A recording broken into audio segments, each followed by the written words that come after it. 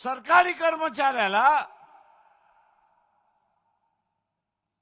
चुका केल्याशिवाय काढता येणार नाही, त्याचं वय होत नाही तोपर्यंत एक शाश्वत दिलं,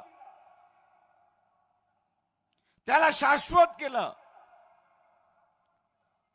पण आता असतानाही शाश्वत काढल्या जात, अशाश्वत केल्या जाते.